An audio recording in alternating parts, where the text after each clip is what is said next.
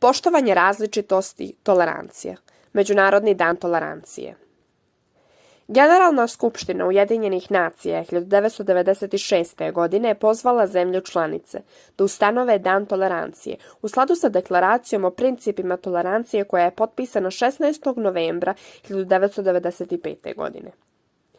Proglašavanje Međunarodnog dana tolerancije UNESCO je skrenuo pažnju na brojne međunarodne akte koji se tiču ljudskih prava, kao što su Konvencija o građanskim i političkim pravima, Konvencija o eliminaciji svih oblika diskriminacije žena, Konvencija o sprečavanju i kažnjavanju zločina genocida, Konvencija o uklanjanju svih oblika rasne diskriminacije i druge. Šta je to tolerancija? Ovaj pojam dolazi od grčke riječi tolerare, u prevodu podnositi, a podrazumijeva prihvatanje i uvažavanje tuđih stavova, ideja, mišljenja i načina života. Neko je tolerantan onda kada poštuje različitost i ima razvijenu svijest o njoj. Uz pojam tolerancije usko su povezani i pojmovi poput stereotipa i predrasuda. Predrasude obuhvataju iracionalnu sumnju ili mržnju prema određenoj skupini ljudi, rasi ili religiji.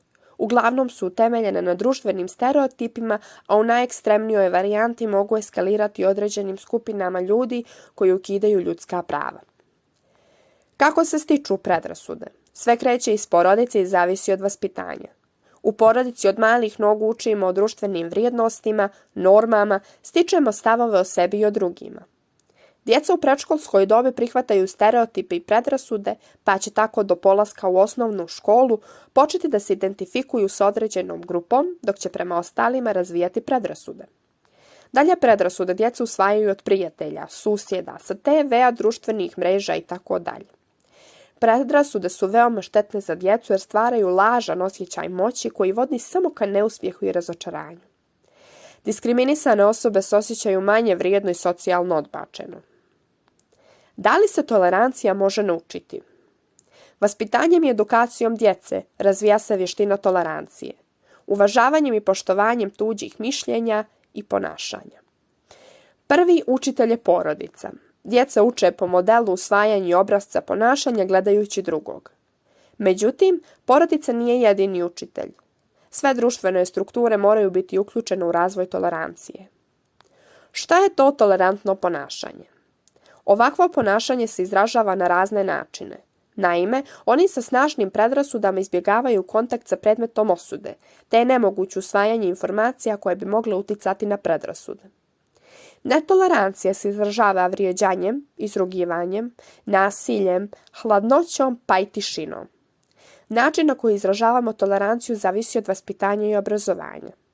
Najčešće smo tolerantni prema onima koji su nam slični, a kada su u pitanju osobe koje su različite od nas, dolazi do smanjene tolerancije. Osobe koje su drugačije od nas, koje razmišljaju i ponašaju se drugačije, u stvari bude strah u nama, jer nismo u stanju da predvidimo njihove reakcije. Strah je taj koji rađa odbojnost, netrpeljivost i neprijateljstvo. Upoznavanjem drugih ljudi, razumijevanjem drugačijih vrijednosti, postajemo bolji i bogatiji. Prihvatanjem i razumijevanjem predstavljaju osnovu za kvalitetniju komunikaciju i kvalitet života cijele zajednice. Bogatstvo leži u različitosti.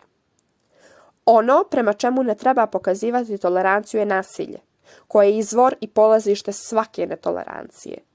Međusobno uvažavanje i prihvatanje različitosti moguće je jedino kada se osude i kazne svi pokušaji propagiranja i širenja netrpeljivosti i diskriminacije.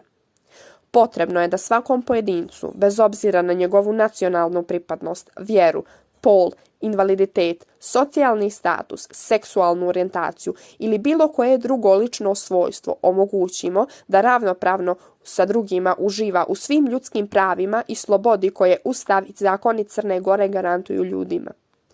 Ljudska prava su sloboda i jednakost koju predstavljaju ista. Kao građanin imate ne samo prava, već i obavezu u poštovanju propisa koja štite osnovna ljudska prava. Hvala na pažnji.